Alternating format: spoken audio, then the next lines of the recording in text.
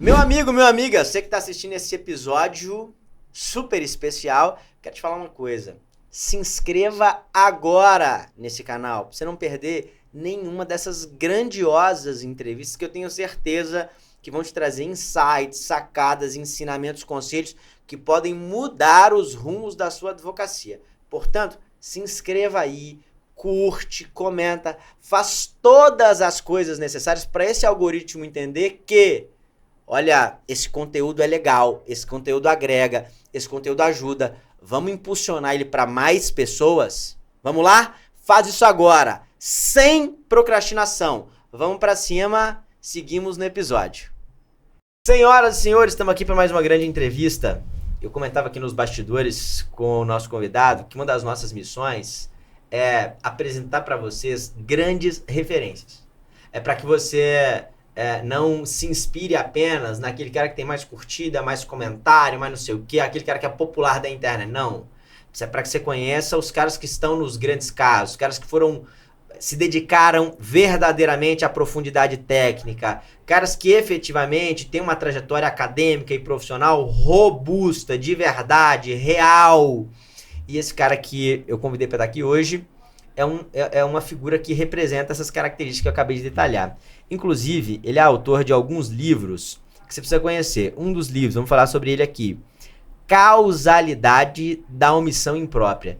E esse livro pode parecer, para quem está num nível de advocacia legal, pode parecer um tema óbvio, né? Mas a gente vai comentar que quando ele escreveu sobre isso, esse tema não era tão óbvio assim. Outro livro, aí os mais espertos já vão saber quem é o nosso convidado. Criminalidade Financeira, Contribuição à Compreensão da Gestão Fraudulenta. O nosso convidado é o Marcelo Almeida Ruivo, que está nos honrando com a presença dele aqui hoje. Meu amigo, obrigado pela presença, honra grande, tá?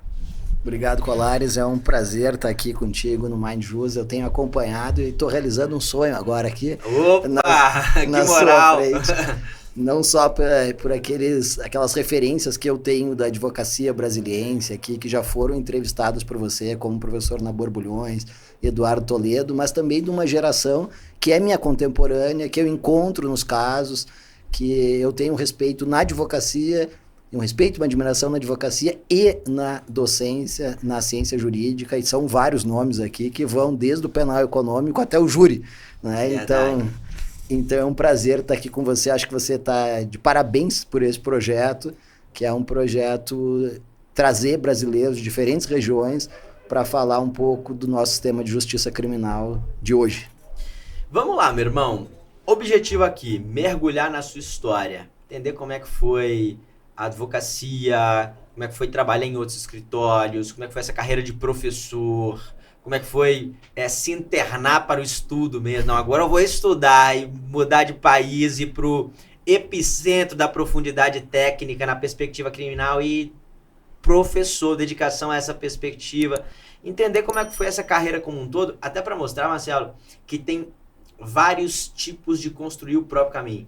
Não existe uma fórmula de bolo como muito se vende em alguns lugares. Olha a trajetória desse cara aqui que tem sucesso. Foi assim. Olha a desse aqui, que foi assim. Então, meu amigo, eu queria partir não propriamente do início, mas queria partir do seguinte. Nós conversávamos aqui no bastidor e você comentava comigo, André, eu sonhava em ser um professor puro mesmo, aquele cara que... Pô, eu estudei, você comentava comigo aqui, eu estudei para escrever meu primeiro livro, 160 anos de história e fiquei 5 anos escrevendo o livro, cara. Era essa a minha perspectiva e os caminhos foram levando para um lado, para o outro, a coisa foi acontecendo. E eu queria partir disso, cara. Como é que o cara que sonhava ser professor foi para a Alemanha buscar o que é de mais sofisticado e veio parar na advocacia, tá bombando na advocacia, tá com o CNPJ aí, ativo, funcionando em Brasília esse mês, quantas vezes já? Esse mês são 2. Esse mês são 2? Só algumas esse ano. Algumas esse ano, volta e meia, vejo você no aeroporto, pra lá, pra cá, Brasília de novo, dando aula e despacho e não sei o quê. Então, queria começar disso aí, cara. Conta pra gente qual que era a perspectiva, o que aconteceu, qual foi esse negócio de ser só professor, como é que a advocacia surgiu. Queria saber um pouco dessa história toda aí. Bom, assim, André, essa pergunta, não sei, faz eu pensar minha história, né, meus 44 anos de vida aqui, em poucas frases, que é mais ou menos como entrega de memoriais despacho, tá? Então, É isso. Então vamos lá.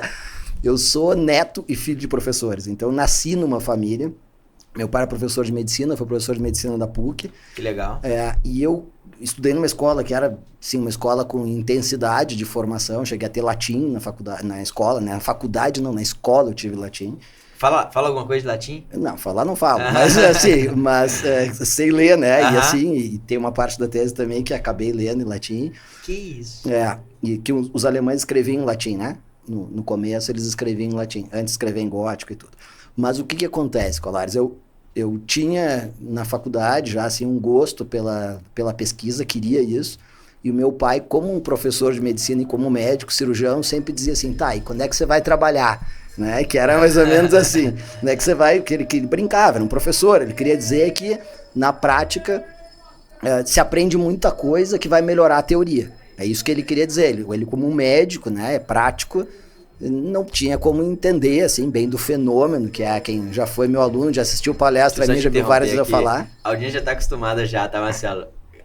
Sempre que ingressa um advogado novo no nosso ecossistema aqui, que é um advogado que a gente gosta, admira, a gente criou a cultura aqui de comemorar. Então o negócio aqui, não sei se vocês não escutam porque o microfone é direcional, mas gente, é uma barulheira e é sino, é pandeiro, o negócio aqui é intenso. Mas voltando, meu irmão. Bom, então o que aconteceu? Eu tive uma sorte de estudar na PUC do Rio Grande do Sul, fiz a minha graduação e depois especialização e mestrado na PUC do Rio Grande do Sul, numa época que estava sendo formado o programa de Ciências Criminais da PUC, pelo professor César Bittencourt, a professora Ruth Maria Kitogauer, que tinha estudado em Coimbra. Foi a primeira mulher a estudar em Coimbra, se doutorou em Coimbra, voltou e montou esse programa, que era um programa transdisciplinar. Então era olhar o crime não só pela lógica jurídica, mas olhar o fenômeno do crime e depois chegar numa resposta jurídica.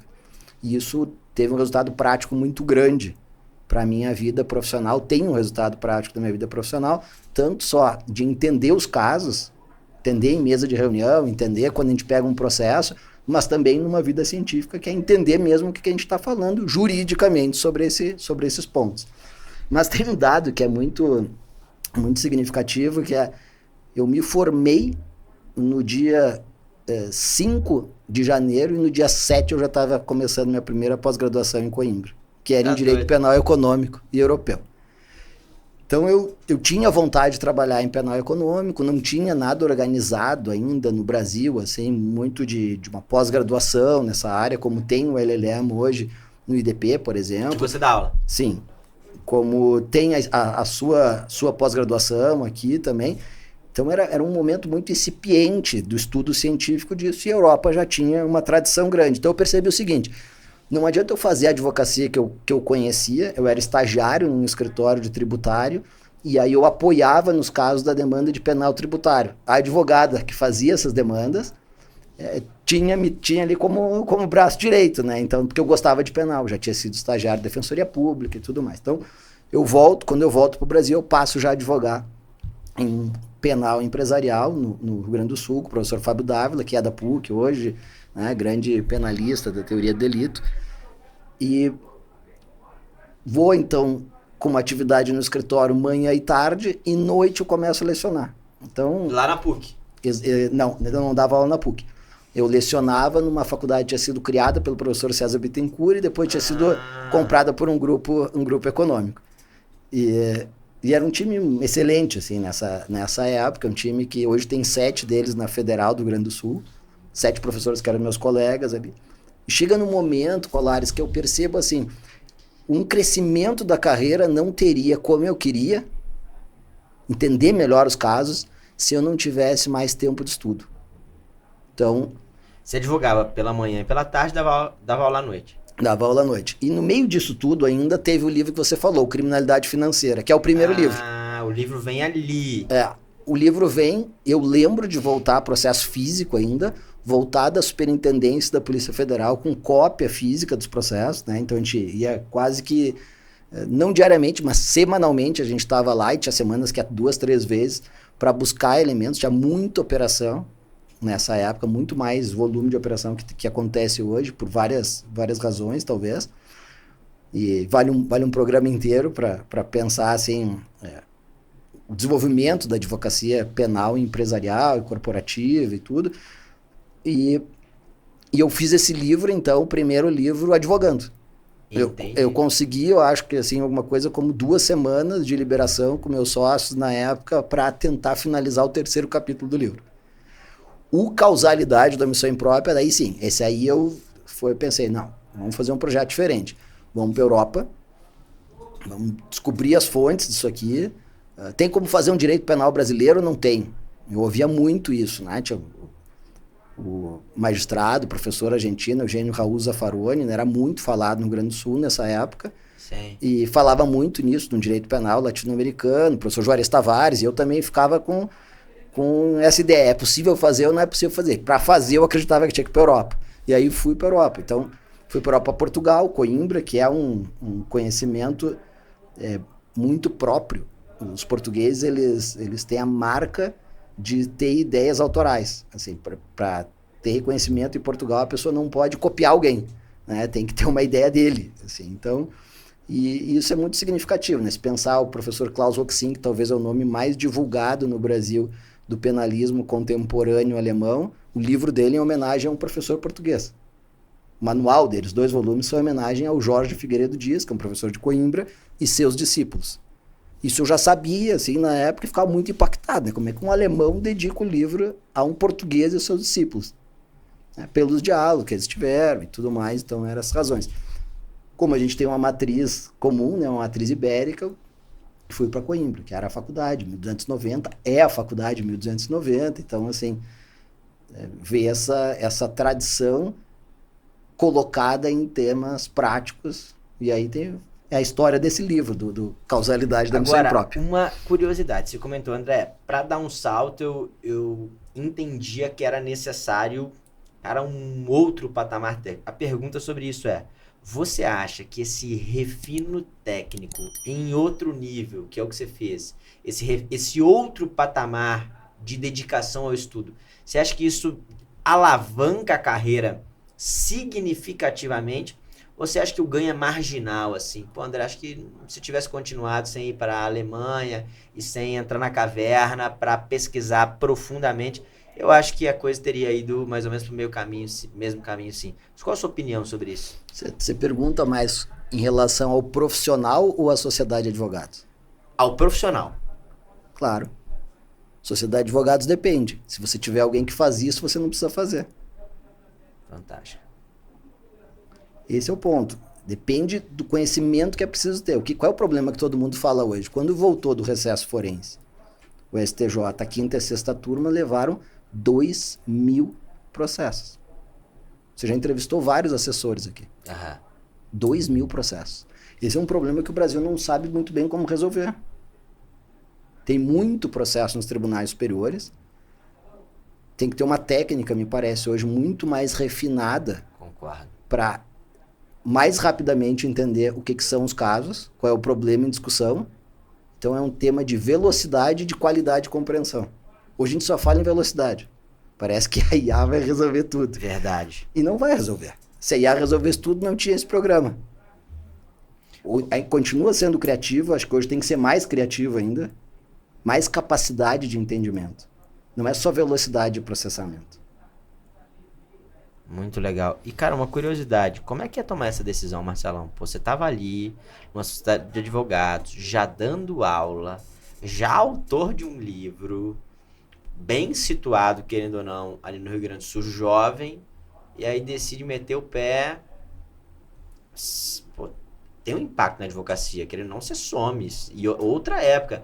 Não era uma época, tenho certeza, que a comunicação era tão fácil como hoje. WhatsApp, videoconferência... Isso tem um impacto de carreira. Então, para uma pessoa que está numa posição como essa agora, pô, será que vou? Será que não vou? O que você sopesou para tomar essa decisão? Eu acho que foi, assim, voltando um pouco atrás, eu acho que foi muito sofrida num aspecto. Eu vou lhe falar uma coisa aqui que eu nunca falei publicamente. O momento mais triste dessa minha tomada de decisão é quando eu assinei a renúncia aos processos fisicamente. Os processos eram físicos. Então eu tinha que fazer uma lista de todos os casos. Até a secretária já tinha saído do escritório. Meus sócios me deram um abraço, olharam eu não estava ainda assim com os olhos cheios de lágrima e eu fui assinando aos poucos aquilo, assim, lembrando dos clientes e tudo, e deixei aquilo assinado.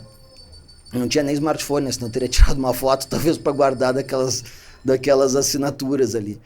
Então foi um momento muito sentido para mim. O segundo foi quando eu pedi o desligamento das faculdades que eu lecionava. Mas o mais característico foi quando eu pensei na vida daquelas pessoas e tudo que eu já tinha me envolvido com aqueles casos e que torcia para um desfecho melhor, e eu estava renunciando àquilo. E eu senti muitas saudades, assim, quando eu cheguei na Europa. Sentia saudades da família, claro, mas sentia saudades da rotina do escritório, de estar no escritório, porque como eu lhe falei, eu estava manhã e tarde no escritório. E sabe que dos meus alunos eu sentia saudades, mas como tinha acabado o semestre, eu sempre achava que a gente ia se reencontrar. Mas eu não sabia se eu ia voltar a trabalhar naqueles casos. E o mais engraçado, Colares, assim, é que, André, coisa engraçada, mas eu voltei para o Brasil, voltei para o Rio Grande do Sul e voltei a trabalhar em outras fases das mesmas operações. Que loucura. Então, assim, são vários casos, atender as mesmas empresas às vezes, ou cliente conexo, porque os casos duram, né? Então... E quando você faz essa transição, daí você toma a decisão de vou estudar e vou voltar, ou não, vou estudar e vou me dedicar à minha carreira de professor nesse momento. Como é que foi isso aí? Vou dizer outra aqui que eu não tinha pensado no que dizer. Isso aqui é tudo, né, feito na hora, né? A gente não tinha na hora, Tom. A minha sociedade, à época, essa que eu tava saindo e renunciando aos processos, estava comprando uma casa. E eu disse, eu quero comprar a casa junto. E o professor que muito me inspirava era meu sócio, tinha fundado o escritório, tinha me chamado, que é o professor Fábio Dávila, e ele disse assim, Marcelo, eu fiquei 3 anos e meio, eu não sabia se eu ia ficar 3 anos e meio fazendo meu doutorado fora. Eu acho que é 3 anos e meio que ele ficou. Uhum. Você não sabe o que vai acontecer com a sua vida. Você vai ficar preso numa sociedade. E se você quer ficar na Europa? E aquilo ainda me assustava mais ainda, né? Porque eu não conhecia a advocacia europeia, não sabia como as coisas eram. Era um período muito mais difícil, assim, das coisas acontecerem, de mudar de país e tudo. Então, toda essa ideia para mim me questionava muito, assim, mas eu sempre tive o plano de voltar. Eu sou, né, eu me sinto brasileiro, fui estrangeiro bastante tempo, e quem já foi estrangeiro e tá nos ouvindo aqui, você já entrevistou várias pessoas aqui, né, que foram estrangeiros para estudar, sabe o que é essa experiência, e é um prazer, né, poder voltar ao meu país, assim. Tinha até uma brincadeira de um grande jurista brasileiro, Alberto Silva Franco, fundador do BC Crime, né, que é muito próximo do Coimbra. Ele dizia assim, pô, você já morou 2 anos na Alemanha, dá aula na Itália, tá sempre lá e tudo mais, tá na hora de você conhecer melhor o Brasil. Terceira coisa, que é a primeira vez que eu digo em público, assim, ele dizia, tá na hora de você conhecer o melhor o Brasil. Você tem que conhecer vários estados diferentes. As pessoas não conhecem normalmente o Brasil. Você vai crescer como pessoa, como jurista, quando conhecer o Brasil. Então, uma das ideias, assim, que me deixa muito orgulhoso de estar como professor convidado agora no IDP, no mestrado e doutorado, é ouvir pessoas que vêm de diferentes lugares. Sensacional. E eu acho que vocês têm essa capacidade, né, de testar uma ideia. Essa ideia funciona na Faria Lima, funciona no Oscar Freire, ou ela não vai funcionar no Sertão Baiano? Fantástico. Ela funciona em Salvador, no Sertão Baiano, ela funciona em Porto Alegre, no interior do Rio Grande do Sul. Então, quando a gente trabalha lógica de compliance, lógica de penal econômico, tem muito isso. E às vezes é engraçado, André. Quem está numa assessoria de um tribunal superior, às vezes conhece, não só porque aqui em Brasília circula muita gente, acaba sendo um pouco mais um diálogo nacional, mas conhece um pouco mais de regionalidades que quem está numa capital, que se relaciona com pessoas de capitais. Concordo 1000%. E uma coisa, cara, que eu falava ontem que a gente entrevistou o Rodrigo Casimiro e a Helena Morgado, e eu comentava com eles a importância que o STJ, a importância de ter defensores públicos cedidos ao STJ. Claro. Ele, por exemplo, é um cara que era defensor público lá no Maranhão. O cara conhece uma realidade que é muito específica, que muitas vezes não chega aqui. A Helena foi defensora pública, na verdade ela é do Rio de Janeiro, defensora pública do Rio de Janeiro, está cedida aqui. Ela teve uma experiência com processos da base ali, do chão de fábrica, que traz uma sensibilidade e oxigena o Tribunal de Justiça, o Superior Tribunal de Justiça, que muitas vezes está distante desse tipo de causa, né? Claro. Muito distante, fisicamente distante, né? Claro. Então, isso que você está falando é extraordinário, é sensacional. E agora uma curiosidade, cara, que acho que poucas pessoas devem conhecer isso. Como é que é a vida num lugar desse? Então, André, pô, ali o negócio é acordar, ler, pesquisar, dormir, aí acorda, lê, pesquisa, no outro dia repete, no outro ano repete e assim vai. Como é que é a rotina naquele frio ali na Alemanha, pesquisando? Quanto tempo que isso durou? Conta isso pra gente aí. André, assim, a rotina é meio esportiva. Eu brinco isso, alguns já me viram, né? Você já entrevistou o Bruno Bonicore aqui, o Vinícius, já o Zeca Porciúncula, né? O Martinelli. Então, assim, alguns já me viram brincando com isso. É um atleta intelectual. Porque você tem que resistir. Você tem que resistir fisicamente, porque você não tem repertório. A verdade é essa. Quando você chega lá e vai estudar causalidade, a primeira pessoa que eu encontrei que tinha escrito sobre causalidade da omissão imprópria é em 1860. Você faz um esforço quase... Qual é o autor? Heinrich Luden. Luden, o nome dele. E qual é o ponto? Você entra numa situação que parece atuar numa operação com cautelares, só que você não está em equipe. E você não atende numa operação sem equipe. Você está sozinho. É você e a sua vontade para resistir. Então, é muito legal, porque você vai conhecendo gente de muitos lugares. Assim, foi muito gratificante para mim conhecer gente da Itália, que a gente tem muito no nosso ordenamento e na nossa ciência jurídica de matriz italiana. Conhecer a fundo as pessoas mesmo. Eu tive a oportunidade de, quando começou a vir os primeiros pedidos de pareceres na Lava Jato, que foram direcionados à Universidade de Coimbra, professor Canutilho. Então, de ver todo esse movimento acontecendo, assim, eu diria assim, numa palavra, é desafiador.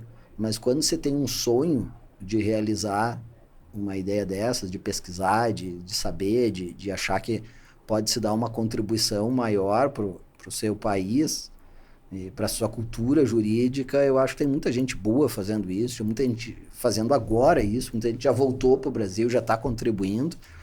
E o que normalmente acontece é que as pessoas voltam para cá. Eu já era advogado quando eu fui, né? Como você viu. Sim. Eu comecei muito cedo a sustentar no TRF, sustentação oral. Então, eu já era advogado quando fui fazer doutorado. Então, eu tinha uma visão da ciência, embora eu tive esse momento, esse episódio que você contou aqui, que é, quero ser só professor. Assim, e não é só, né? Eu tô falando, é uma linguagem que muitas vezes a pessoa diz, está dando aula. Você trabalha ou você só dá aula, né? Então, assim, mas eu tive a oportunidade, assim, de me dedicar exclusivamente a isso, com muita dedicação. Voltei pro Brasil no primeiro ano.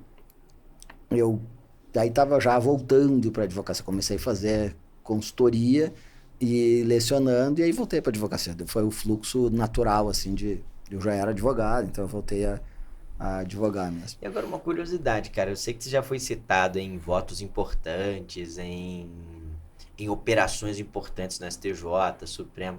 Essa é uma coisa que eu nunca perguntei para ninguém aqui. Como é que é, assim, é costume fazer o livro, fazer a tese e mandar pros gabinetes, etc e tal, ou é uma coisa que, na sua visão, acho que não, André, acho que você faz sua produção e a partir disso as pessoas vão comentando, vão se interessando pelas teses, vão lendo, e aí começa a acontecer naturalmente. Ou tem às vezes uma intencionalidade de, pô, cara, eu acho que é importante sim mandar pro gabinete, eu acho que isso, pá, vai que um dia o ministro tá ali, o assessor pega ali. Como é que foi isso? Como é que aconteceu? Aconteceu e você sabia? Aconteceu e você não sabia? Como é que foi esse negócio aí? Você tinha feito um comentário, se eu tive receio quando eu saí do Brasil de ser esquecido aqui. Sim. Eu acho que eu tive, mas eu tinha tanta coragem, assim, uma vontade de ir fazer, que eu não vi um outro caminho como possível. E eu tive uma sorte. Eu tive várias sortes, e tenho várias sortes ao longo que eu sou muito grato mesmo, que a vida me ofereceu, e uma dessas foi essa que eu vou lhe contar. Eu estava em Coimbra preparando a tese de tarde e estava acontecendo o julgamento do mensalão no Supremo Tribunal Federal, né? A gente agora está vendo o julgamento do 8 de janeiro, aqui, contemporânea à gravação do programa, e estava acontecendo, e eu não estava acompanhando. eu estava com um prazo ali, escrevendo a tese, né? Uma certa força ali para a coisa acontecer, e fui citado. Então, quando eu fui citado no mensalão, muita gente que me conhecia acabou me escrevendo, não tinha smartphone na época, né? E-mail mesmo. Eu acho que até era um por chats, assim, Aham. eu tá tentando me lembrar agora, não lembro direito, tá? Mas foi, e, e depois demorou para sair o acordo.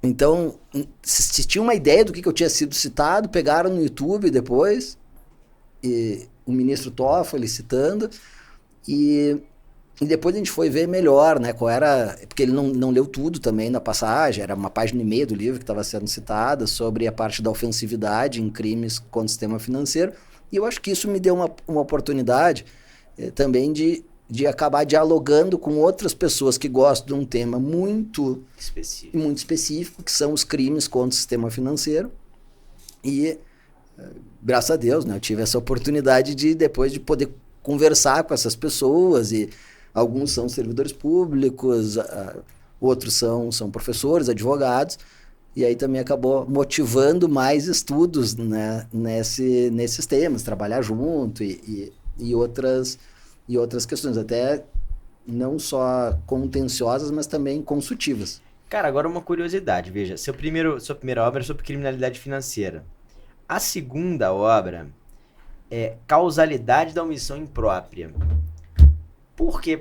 Assim, a questão financeira tá óbvia, porque era seu nicho de atuação, etc e tal. Por que pesquisar causalidade especificamente? Não. Então, não, vou pesquisar causalidade. Vou dedicar 5 anos da minha vida para pesquisar. Por que pesquisar causalidade especificamente? Isso é um pouco de Coimbra. Tá? Eu só vou voltar na pergunta porque eu acho que eu não lhe respondi bem. Eu não tinha mandado o livro para o Supremo. Tá? O Supremo tinha comprado o livro. Então a biblioteca do Supremo e do STJ são muito boas. Muito. E os gabinetes são cada vez mais qualificados, né? Então era um tema que precisava votar, precisava ter um ponto, tinha ali na biblioteca, provavelmente tiveram acesso a esse material Que legal, cara. E é uma gratidão mesmo, assim, de escrever um trabalho, publicar. Eu sempre incentivo meus alunos a publicar. Tem alguns orientandos de mestrado que ainda não publicaram e eu sinto uma dor por eles não publicarem. E acho que agora nos próximos anos vão sair bons livros. Eu acho que aqui tem um recado também, Marcelo, que é o seguinte: trabalho sério vale a pena. Porque às vezes você não sabe quando você vai colher aquela semente. Eu sou testemunha de várias carreiras de trabalho sério e eu acho que o trabalho sério, eu acredito que o trabalho sério sempre deu certo.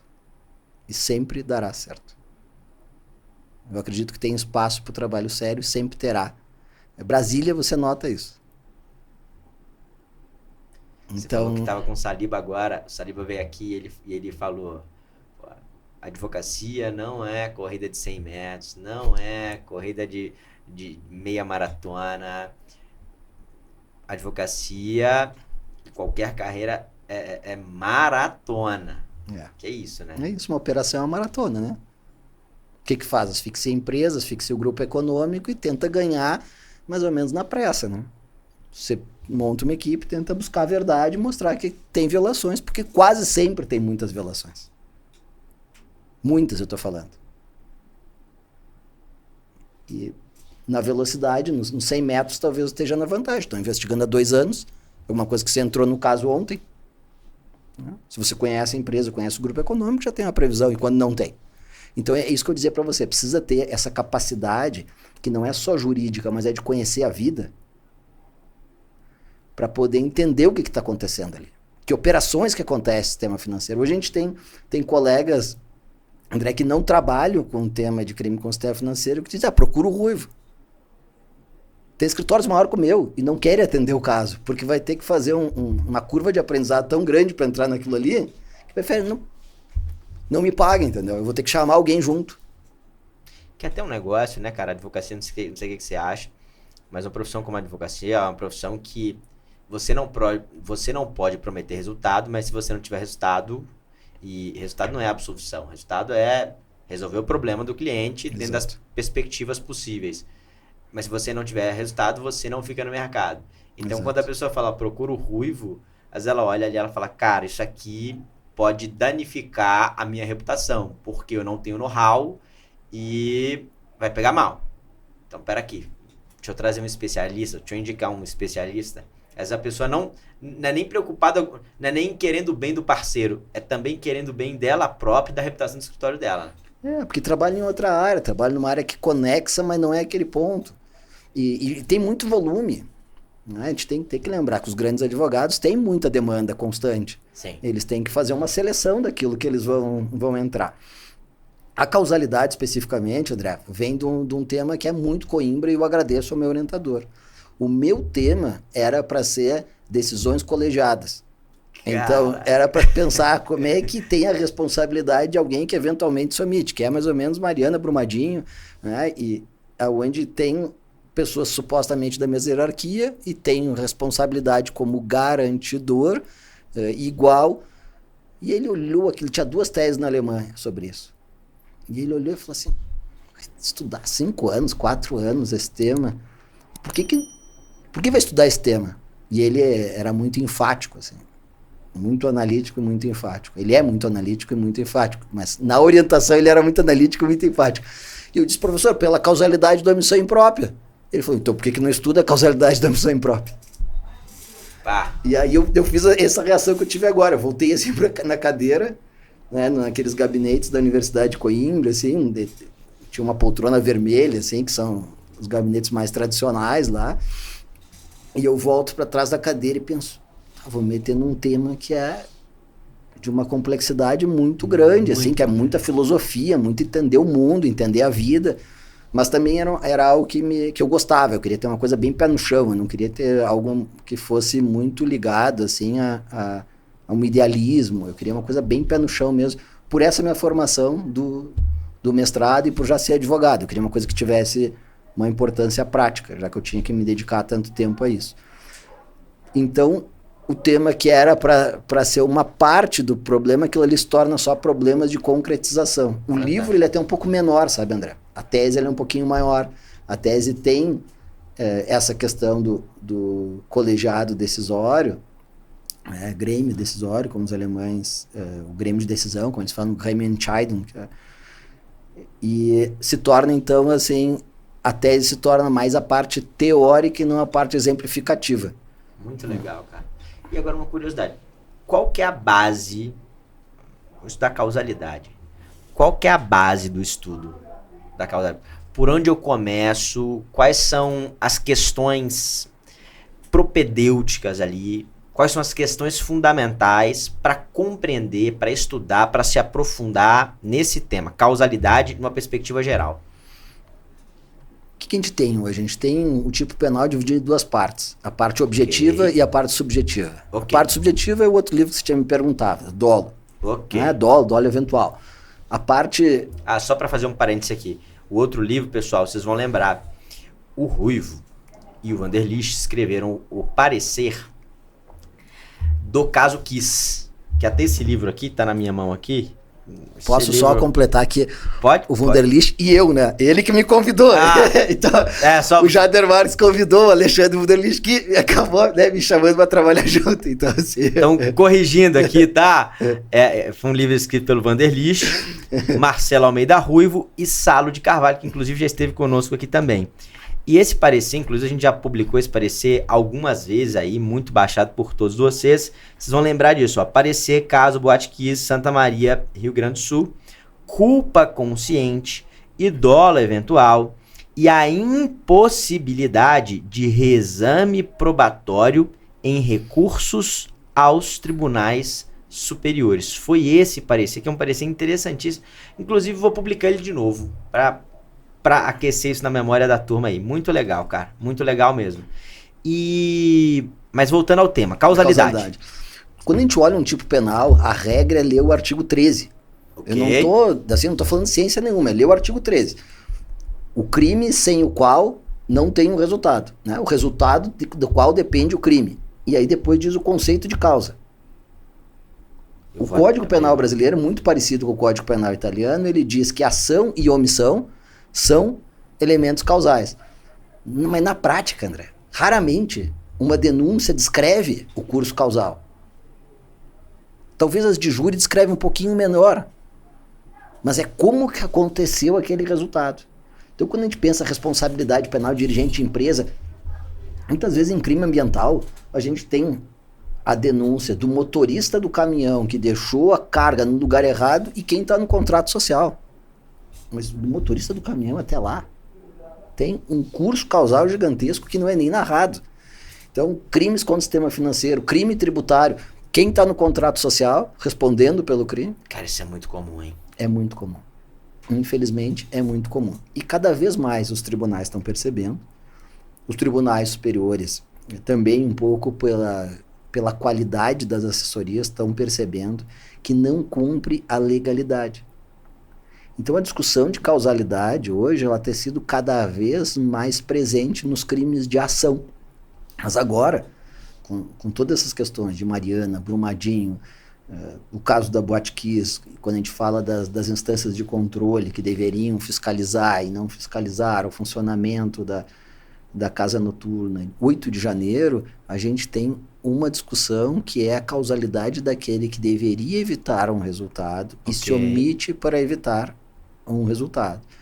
O que eu tentei no livro é, a partir de ideias que são majoritariamente europeias, que são, vamos pegar assim, uma análise bibliográfica da Alemanha, França, Bélgica, Itália, Espanha e Portugal, e tem alguma coisa da Escandinávia também, mas é muito incidental, e aí Argentina, Colômbia aqui, e Chile, analisar, e claro, o Brasil, né, nós tivemos grandes penalistas que escreveram sobre isso aqui no Brasil, e analisar como é que se atribui a responsabilidade a alguém que deveria evitar um resultado.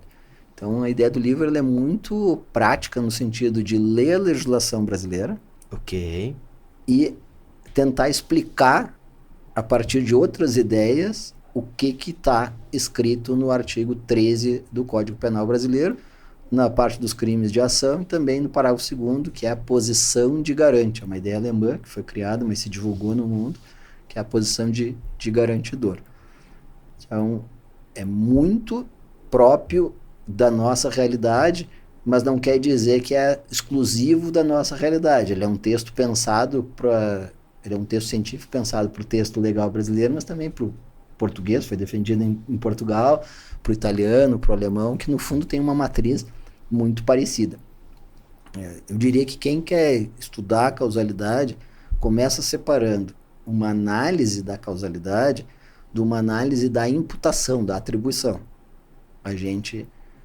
Nem todo mundo que cometeu causalmente um resultado pode responder por aquele resultado. Eu dou um exemplo bem simples. Vamos pegar um carro em deslocamento e alguém pula na frente do seu carro, você está dentro do limite de velocidade. Você atropelou? Atropelou. Você causou a lesão corporal? Causou a lesão corporal. Você é responsável por essa lesão corporal? Você pode responder por uma lesão corporal se você não tinha nem capacidade de frenagem do veículo naquela condição. A pessoa se joga na frente do trem, se joga na frente do seu carro. Causalmente causou. Não tem muita discussão. O que aconteceu é que algumas teorias começaram a negar fatos que são físicos, causais. E o que eu tento buscar na Europa é recuperar algumas teorias que mostram que causar pode ser causar por ação ou por omissão. Quando você deixa um fluxo degenerativo no bem jurídico, que lesiona um bem jurídico, um valor, agir sem impedir, você também está causando de uma forma omissiva. Você está deixando de agir e a forma de causar é deixando. Por exemplo, quem tinha que realizar um tratamento médico e não realiza o tratamento médico. Quem deveria botar um respirador, não coloca o respirador. Deveria medicar para baixar a temperatura, não baixa a temperatura. Então, o direito penal médico ele é muito rico em exemplos assim, mas também tem todos os exemplos que a gente pode perceber de pessoas que criam um foco de perigo e depois não impedem que esse foco de perigo venha a assumir dimensões de segurança. Tá? O exemplo bom é uma usina nuclear, é sempre um foco de perigo.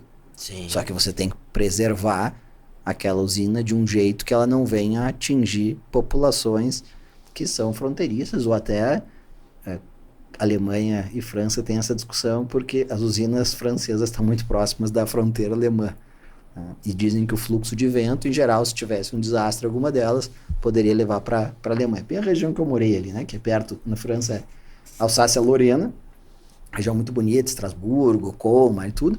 E ali na parte alemã, Freiburg, que é onde eu morei, Tübingen, onde Heidelberg, onde várias Você pessoas falou sobre Freiburg. Aqui nos bastidores você comentava comigo de um centro de pesquisa que é assim, o maior centro de pesquisa, o mais relevante centro de pesquisa em matéria criminal do mundo.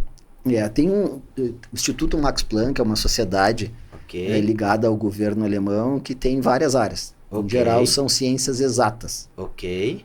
E também tem as áreas jurídicas. Então, Munique tem um, que é de direito social, Heidelberg tem outro, que é de direito internacional, e o de direito penal é nessa cidade, é Freiburg. Por isso que tem tanto brasileiro que vai para Freiburg. Até no ano que eu fui, não tinham muitos, tinha um doutorando em criminologia, mas não tinha brasileiros assim, dogmática penal e processo penal. Vinícius Vasconcelos passou por lá até, uma época que eu estava lá nesse centro de pesquisa. Então ele é um andar de direito penal, um andar de criminologia, e os outros andares do Instituto é de filosofia, economia, e é uma biblioteca que é a maior biblioteca que eu já tive acesso.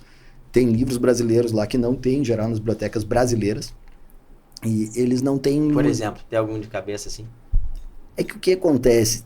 Teve um período que eles compravam muito livro brasileiro e as faculdades brasileiras, em geral, elas acham que o livro ele é desatualizado. Então não seria um, seriam vários. É um livro antigo. E eles guardam tudo isso. Porque no fundo, André, é difícil da gente criar muita coisa muito nova. A gente adapta as ideias. E quando se entra num nível de estudo desses, você começa a olhar muito de cima. Depois você entende os fenômenos. Depois você vai vendo a legislação dos países. Porque o funcionamento econômico, o funcionamento humano não é tão diferente. Eu estou falando de economia muito porque é minha área de trabalho, de escritório e de pesquisa. É minha linha de pesquisa. Mas se a gente pensar a violência doméstica, a agressão, por que acontece a violência doméstica? Será que muda tanto assim em relação ao ordenamento jurídico ou é mais uma questão cultural da violência dentro de casa? Práticas sexuais violentas. Tem questões que são menos culturais que a gente imagina. Ok. E quando a gente vai fazer temas que são culturais, aí é um tipo de pesquisa que é isso. Por isso que tem que emergir tem que submergir e depois emergir com conhecimento daquilo, porque a gente tem que fazer meio que uma observação participante. Não adianta pegar um livro só e dizer, olha, isso aqui é o que acontece lá, ou ler a legislação. No fundo, você estando lá, você conhece os pesquisadores que trabalham sobre os temas. Então, nessa biblioteca, ela não é só uma biblioteca, ela é uma reunião de pesquisadores de vários países. E numa época que tinha muito italiano que eu tive lá. Então, os italianos, eles têm uma característica muito semelhante aos professores brasileiros. Porque quase todos advogam. Fantástico. E eles não acham problema, André, advogar. Uma pergunta, qual a importância, na sua visão, da advocacia na pesquisa? Da pesquisa na advocacia é comum, muitos falam, mas qual a importância para você da experiência prática da advocacia para o impacto na pesquisa? Conhecer o fenômeno, conhecer os casos. O que acontece muitas vezes, e é interessante quando a gente orienta funcionário público, assessor, magistrado, promotor, delegado, é que eles vivem mais os casos que em geral o advogado vive, porque o advogado vive mais a fundo um caso. Eles têm mais casos, mas eles não têm tempo de estudo do caso. Então me parece que a gente tem que ter, e vou usar uma expressão do professor Alexandre Wunderlich aqui, que a gente já conversou, um pé na prática e um pé na teoria. Você concorda com esse negócio de que na prática a teoria é outra? Depende, se ela é ruim a teoria ela é outra. Se ela é boa, não é. Fantástico. E tem um amigo que eu já vou... Você já tá, né? quase o Abu Janra aqui na provocação, né? Então, assim, vamos lá. Então, assim, qual é o ponto? Tem um amigo que estudou na Alemanha também, diz o seguinte, a ideia é muito boa essa, teoricamente, mas ela não resiste 4 minutos numa mesa de reuniões para resolver um caso. Porque às vezes acontece isso. A pessoa tem uma ideia muito boa, ela é lógica, só que ela parte da premissa errada. Não vai dar certo. E é por isso que hoje a gente vive, me parece, assim, um nível de maturidade no Brasil onde tem integração de várias gerações. De pessoas que já viveram muito, já viveram muitas épocas, já viveram uma advocacia pré-constitucional. Uma advocacia que funcionava antes da Constituição de 88. A gente parece que o mundo começou em 88, mas não é. Então, a teoria, quando ela é boa, ela é a solução mais rápida do caso. Agora uma curiosidade, pô. E melhor, né? Claro, justa do caso. Eu tô falando, tô entrando no tema da velocidade, tá vendo? Eu tô falando como normalmente nos cobram, velocidade, né? Mas não é. Agora uma curiosidade, partindo de toda essa caminhada de sociedades importantes, de docência, de um momento para se dedicar exclusivamente à profundidade técnica, com pesquisa num nível que poucos brasileiros em todas as áreas do conhecimento fazem e farão. Aí você monta o seu escritório, um escritório focado em direito penal empresarial e direito penal corporativo. Como é que é a estrutura do escritório hoje, como curiosidade? Por que eu pergunto isso? Para que o colega que nos acompanha aqui e, por exemplo, sonhe em montar um escritório com esse foco, empresarial e corporativo. Pô, André, eu acho que a formatação que eu julgo ideal, que eu sonho para o meu escritório é isso aqui, com estrutura de tantos advogados, com sede nos estados tais, de maneira que eu possa participar dos casos dessa maneira. Você me explicava que a diferença do direito penal empresarial e do direito penal corporativo, não necessariamente o corporativo é empresarial, e você comentava isso comigo. Queria falar um pouco agora sobre sua estrutura de advocacia. Uhum. Bom, assim, eu sou fruto de uma geração que sonhava em advogar com penal empresarial. Né? Então, o nosso sonho, eu era estagiário de um escritório de tributário, eu queria fazer penal empresarial. E comecei fazendo penal empresarial e por uma demanda de estar ligada a empresas, passei também a fazer esse direito penal que é o corporativo, que eu faço essa distinção, que ele é dentro de uma corporação empresarial, mas ele não é um crime propriamente empresarial, bem jurídico não é empresarial.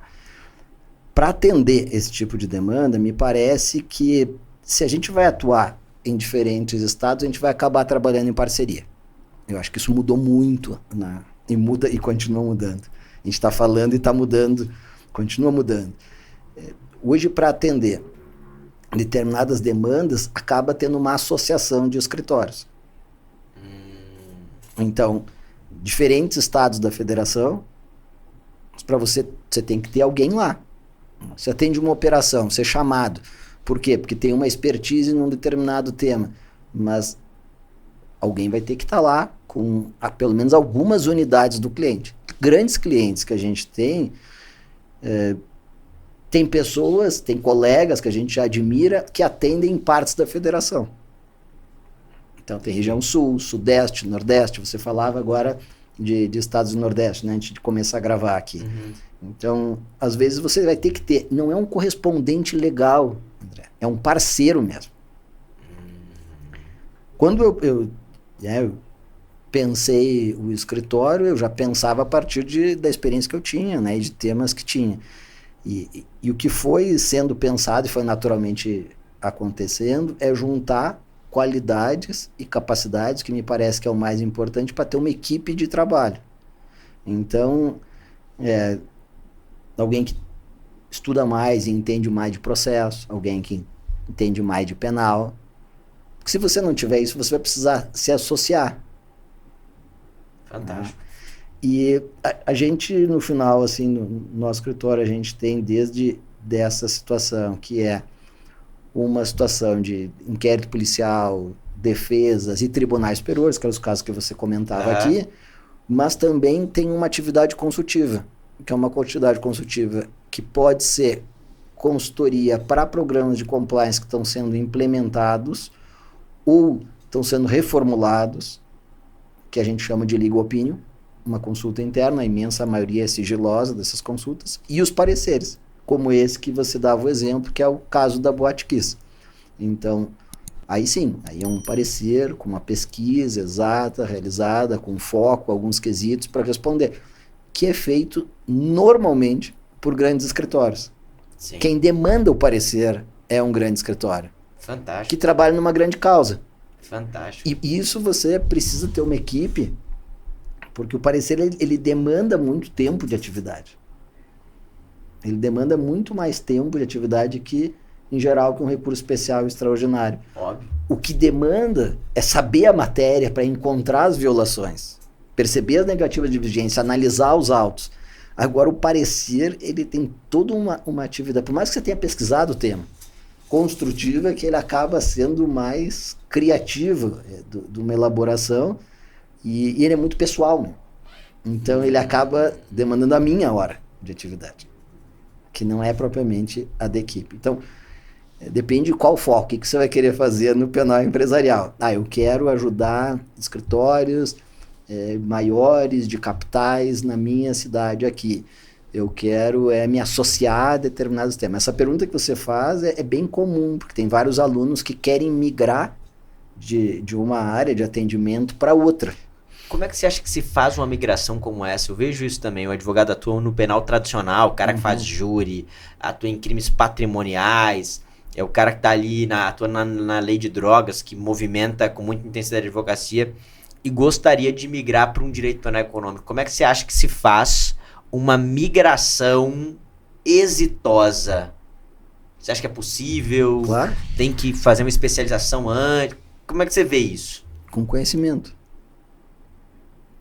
Senão, eu vou usar uma expressão muito gaúcha aqui. Você falou em vários gaúchos aqui antes de começar a gravar, que é o cavalo encilhado. Mas acredito que Minas Gerais, interior de São Paulo, Bahia, né? Vários vão entender. Goiás aqui vão entender. Sim. Passou o cavalo encilhado, você não sabe montar, passou uma oportunidade que você nem percebeu. E isso muitas vezes quando a gente trabalha com nulidades de casos, com falta de fundamentação, com violações de direito, em operações é o mesmo tema. Você tem que ter um conhecimento prévio para perceber que houve que tem aquela violação de direito. Então, o primeiro passo para quem quer migrar é, no fundo, tenha coragem de aprender. É engraçado o que eu vou lhe dizer. Eu não sei explicar, mas eu constato isso com 20 anos de advocacia. Primeiro você aprende e depois a demanda aparece. Raramente aparece uma demanda e você percebe que você não sabe aquilo. E você às vezes pode, como eu tinha dito o exemplo daquele colega, ele nem quer saber. Esse negócio de crime financeiro, eu não quero. Ele tem um escritório cheio, tem uma equipe boa, tá feliz com a família dele, tá feliz com tudo. Ele não quer. Então, o que eu diria é que para quem quer, acredite. Tenha coragem. Porque vai acontecer. Cara, isso é muito poderoso o que você falou. E é verdade, às vezes a pessoa espera primeiro, não, quando surgir um caso, aí eu me especializo, aí eu busco saber. Mas não, como você está falando, a preparação é sempre anterior, né? Isso é muito legal. Lá em Minas se fala cavalo arriado. Tecos Reis. É, isso aí. Eu sabia. É isso a aí. diferença é que lá são os cavalos maiores do Rio Grande do Sul. Porque é muito montanhoso, a gente usa o cavalo em geral que é mais rústico. Aham. Então, mas sim, e conheço vários advogados hoje na capital que conhecem bem essa Minas. Agora uma curiosidade também, cara, caminhando até pro final, falando de advocacia. Então, você construiu uma advocacia empresarial, corporativa, cumula isso com uma advocacia, vejo que você faz uma advocacia contenciosa e também faz uma advocacia consultiva, cumula isso com a docência. Agora, uma curiosidade, a gente falava aqui nos bastidores também, e você comentava de atuações Brasil afora. Como é que se nacionaliza uma advocacia? Como é que surgem casos lá no Goiás, aqui no Goiás, Nordeste, Norte? Como é que acontece essa nacionalização? São os alunos? É uma coisa natural mesmo de indicação de clientes? Como é que funciona isso? Pois é, eu teria que pensar, André, para dizer bem com exatidão aqui para você, mas eu acho que no meu caso foi muito natural, foi de colegas, e alguns desses colegas são ex-alunos, que percebiam um pouco disso, porque se você não entender um pouco do tema, você não vai entender que é aquele caso e que você precisa um reforço, uma parceria para aquela situação. Então você precisa saber um pouco do tema. Então são pessoas que tinham um pouco do feeling do que estava acontecendo e percebiam, como eu comecei lhe dizendo. Eu acho que hoje a advocacia ela é muito mais associativa do que outras épocas. Então, talvez a advocacia da voracidade, ela, não sei se ela funciona muito hoje. Hoje o mundo ele é muito mais associativo. Não precisava nem entrar em teoria aqui de redes e tudo mais, mas é o que você percebe. As pessoas querem trabalhar com quem vai lhe agregar, que são pessoas boas, que pensam bem, são fluxo de ganha-ganha. E comigo foi acontecendo assim. Então foi acontecendo, me parece que um pouco ao natural, assim, de pessoas que iam conhecendo, liam alguma coisa que eu tinha escrito, conheciam de outros casos, e às vezes é engraçado, né? Os casos onde não tem segredo de justiça, ou às vezes até os que têm segredo de justiça, as pessoas, por estarem com correios, acabam lendo coisas que você escreveu. Caraca, isso é verdade, cara. A gente está até em parte contrária. E isso de novo, é um testemunho de boa advocacia. As pessoas sabem quando você tem um trabalho técnico leal. Não dá para se acreditar que está tudo perdendo, que o mundo está acabando, que não se faz mais justiça. Eu até constato um pouco, André, com pesar, que há muito tempo já se diz no Brasil que o professor envelhece rápido no Brasil. Ele sonha muito em ser professor, criar teoria, ajudar o Brasil, e depois ele vai cansando. E isso a gente teria vários exemplos de colegas que me confidenciaram em várias capitais e em universidades importantes. Mas me parece que a advocacia também, como ela consome muito, o nosso sistema ele tem uma tendência a ser muito ilegal e abusivo, as pessoas vão se cansando um pouco e vai aumentando o descrédito delas em relação à justiça. E eu acho que é muito preocupante isso, quanto a escritório de advocacia, mas sobretudo quanto à nação. A gente não pode deixar de acreditar nas pessoas e no sistema de justiça, porque isso desmotiva a sua contribuição. Se você não acreditasse, você não botava toda essa energia nessa entrevista aqui. Sem dúvidas, cara. E eu falo isso em todas as perspectivas, Ruivo, porque veja, sempre falo para o advogado, às vezes que nos procura aqui, quando eu vejo um advogado, como você, se mandou para a Alemanha, correndo vários riscos, tem testemunho maior da sua crença no seu projeto do que um risco desse? Não tem testemunho maior. Então isso que você está falando é muito verdade, né, cara? Muito verdade, muito verdade. O investimento que você coloca em qualquer coisa, de tempo, de dinheiro, é proporcionalmente igual à sua crença naquele objetivo. E o que você está falando é muito verdadeiro. E, cara, uma curiosidade final, assim, eu até comentava aqui nos bastidores, o Rio Grande do Sul é uma coisa assustadora em termos de reduto de criminalistas extraordinários por metro quadrado. É uma coisa assim que é muito assustadora. E você teve a oportunidade também de estudar na Alemanha, que também é um outro reduto surreal. Como é que esses lugares se criam? Qual que é o fenômeno que acontece, que brota do chão, assim, um monte de gente extraordinária pensando um nicho específico do direito? Pô, a que você atribui esses fenômenos? Fenômeno alemão e o fenômeno Rio Grande do Sul? Com as devidas proporções, claro. O André tá inspirado aqui hoje. Ele tá me perguntando como é que surge Nova York, Tel Aviv, surgiu Roma e tudo. Assim, é interessante, me parece. Eu não tenho uma capacidade de responder Tel Aviv, Nova York e Roma, tá? Mas eu posso, e daria para dizer também toda a parte californiana também agora, né? Mas assim, eu posso dizer um pouco do Rio Grande do Sul. O Rio Grande do Sul tem esse polo pós-ditadura. Nós não tínhamos não tinha muitos doutores no Brasil.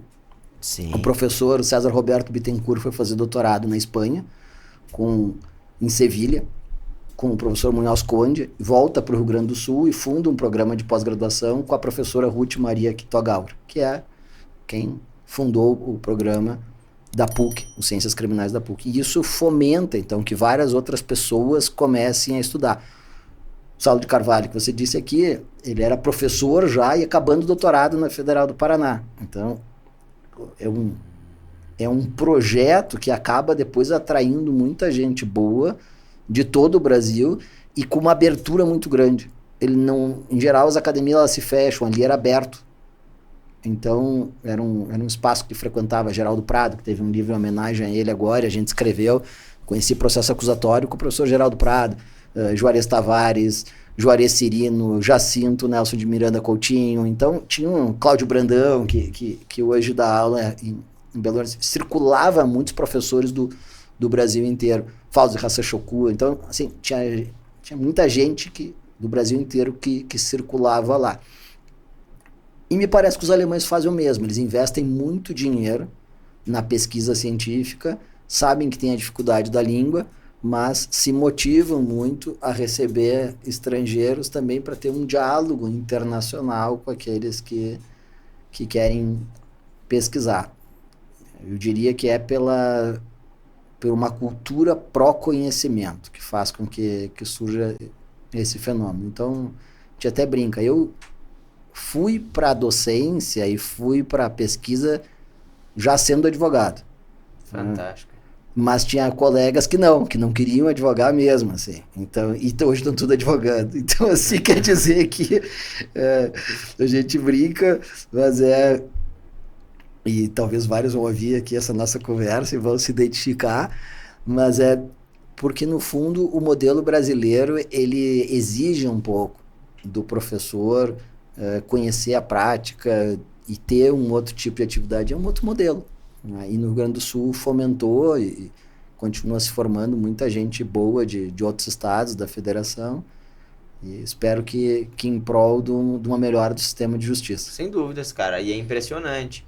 Às vezes, tem amigos aqui, caminham com a gente no Mind Juice, e são colegas do Brasil inteiro. Professores nossos das dimensões. Pô, o cara do Mato Grosso do Sul fez onde? Mestrado. Pô, Rio Grande do Sul. O cara do Maranhão fez onde? Pô, Rio Grande do Sul. O cara do Alagoas. E muita gente, e até uma coisa engraçada, esse do Maranhão e do Mato Grosso do Sul, veja, são os caras de fora que dividiam um apartamento lá no Rio Grande do Sul, se mudaram, cara, do Centro-Oeste e do Nordeste para estudar, cara. É uma coisa assim impressionante. E agora uma questão final, que é uma curiosidade também. Na Alemanha tem esse fenômeno de teoria e prática, ou os professores, os catedráticos normalmente se dedicam exclusivamente à pesquisa? Qual que é o costume fora do Brasil? Você que teve contato com Itália, com Alemanha, ou não? Ali também eles têm a preocupação de ter uma experiência prática em paralelo com a profundidade acadêmica. Já é mais raro na Alemanha. Na Alemanha tem um modelo que eu vou chamar de clássico aqui, onde o professor ele precisava ter um aprofundamento e uma cultura de literatura muito grande. Então, isso exige muito tempo. Tem professores que advogam, tem professores que são juízes, ou que há algum tempo funcionam como juiz. O Código Penal mais lido na Alemanha, o Código Penal comentado mais lido na Alemanha, é feito por um magistrado. E é bem feito. Qual é? O Fischer, Thomas Fischer. Já veio aqui, já palestrou aqui no Brasil. Então, ele é o mais, assim, ele não é o mais extenso e mais profundo, mas é o mais usado na prática e o que mais sintetiza os temas. Então, que para quem advoga e está ouvindo essa conversa, sabe que é preciso você, na pressa de um caso, abrir ali e saber mais ou menos quais são as visões possíveis sobre um tema. Você não quer escrever uma dissertação de mestrado, um artigo sobre aquele tema. Né? Claro. Então, são pontos diferentes. Na Itália tem sim essa tradição, que é uma tradição que é muito comum no Brasil, onde o professor ele advoga. A imensa maioria dos professores advogam, e até eles brincam que, por isso, tento escrever com mais clareza sobre os temas, porque sabem que no tempo da advocacia é preciso escrever de uma forma que seja mais palatável, seja mais de fácil acesso. Cara, e para fechar agora, não podia faltar isso aqui. você é um cara que teve experiência acadêmica profunda e agora nós estamos na era da inteligência artificial e tal. Eu até perguntei ontem nos bastidores aqui, um querido amigo advogado que eu entrevistei, que também tem dezenas de obras, cara acadêmico, extraordinário. Falei, cara, você usa IA pra te ajudar agora a escrever os livros e tal? Ele falou, não, eu sou na unha mesmo. Cara, você que viveu essa densidade, essa experiência única, olhando hoje para esse cenário de inteligência artificial, como é que você acha que a inteligência artificial vai contribuir para a pesquisa, para a advocacia, para esse intercâmbio? Já tem colocado alguma coisa no escritório? Pô, ainda está olhando ali com reserva para ver o que vai emplacar, o que não vai? Pô, vejo que dá para ajudar na coleta de dados, na análise de dados, para entregar pesquisas ainda mais refinadas, sem necessariamente tirar do pesquisador ali a conexão das ideias, o desenvolvimento da criatividade, daquele algo único. Queria escutar a sua opinião para a gente fazer esse fecho com esse tema que é tão momentoso e tão debatido em todas as perspectivas do mercado e do judiciário. Queria te ouvir sobre isso, meu irmão. André, eu tenho tentado ler e ouvir quem entende mesmo da programação desses softwares. Não propriamente assim, quem está usando o software. Sim. E o que dizem é que não é nem tão inteligente, nem tão artificial.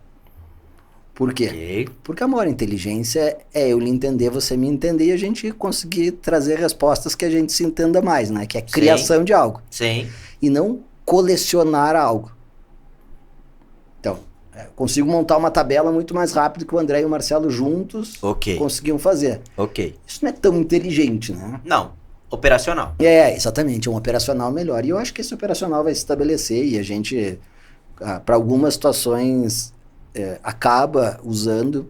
Só que depende muito da capacidade, aí sim, de inteligência. De quem faz o comando correto, quem corrige o comando, para poder programar aquilo.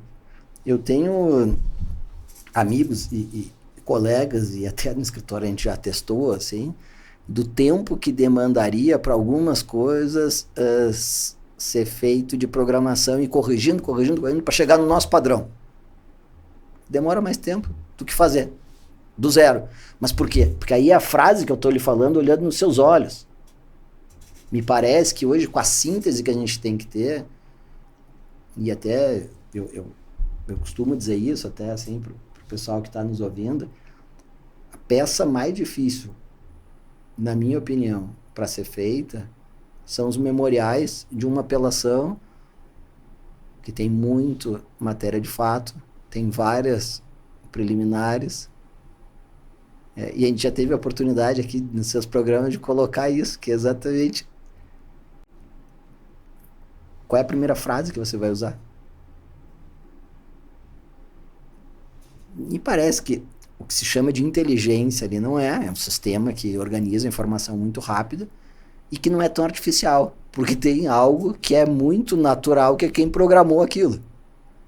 E o comando natural também, de quem está direcionando aquilo, né? Claro. O grande problema que vai acontecer, e várias vezes, mas daí é todo um outro podcast, né?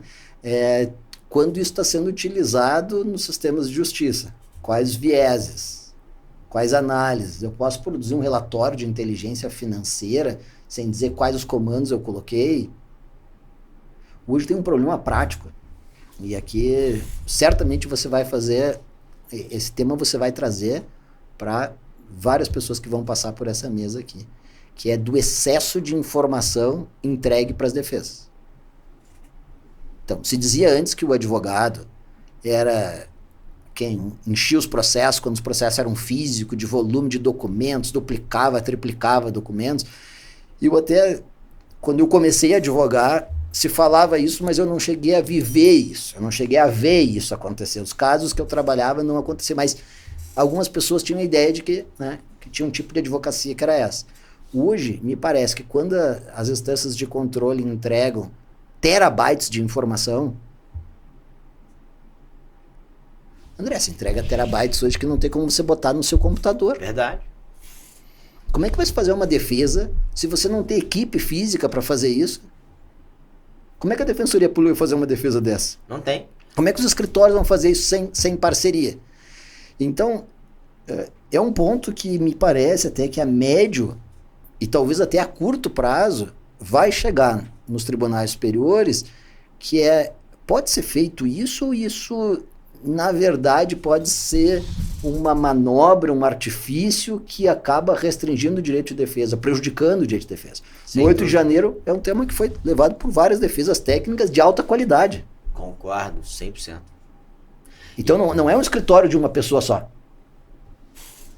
E veja, prejudica o direito de defesa e, por conseguinte, o acesso à justiça. Porque Claro. muitas vezes um escritório, um cliente tem condição de contratar um bom advogado, o advogado traz um assistente técnico, que tem lá os computadores caríssimos para rodar aquele tipo de material, porque num computador, inclusive no nosso computador, o negócio trava, não abre. Agora imagina aquela pessoa que está envolvida naquele processo, ali está sendo acusada e não tem esse potencial financeiro. Exato. Isso limita absolutamente o acesso à justiça ali, né? Você tá contratando um advogado modesto, um advogado bom, mas não tem condição de contratar um assistente técnico. Exato, ele é bom, só que ele não tem, às vezes, a condição de ter o assistente técnico. Você colocou muito bem. Não cabe dentro do computador dele para levar a informação, ele não tem nem pendrive, ele vai ter que comprar um HD externo para rodar aquilo. E você já pensou o seguinte, se você tem uma equipe de trabalho numa operação que tem um prazo menor, às vezes de algumas medidas você tem um prazo menor, você vai precisar ter várias cópias daquela informação para estar rodando em vários computadores em simultâneo. Surreal. Esse é uma restrição material ao direito de defesa. Não é uma restrição intelectual, não é uma restrição de conhecimento, é material. Não tem como ser feito isso. E eu usei o exemplo do 8 de janeiro, mas usei também um exemplo, posso usar para um outro lado, que é quando teve uma questão no Rio Grande do Sul, de eventual suspensão de desembargadores federais no TRF. E no julgamento foi colocada a seguinte questão: se a corte, quando estava julgando, se seriam suspensos, afastados, se todos que julgavam ali tinham tido a possibilidade de analisar. Isso foi dito pelo presidente do Supremo Tribunal Federal no julgamento. Claro, tem toda uma experiência de ser um grande advogado, com décadas de advocacia, mas é um argumento fático muito potente. Assustador.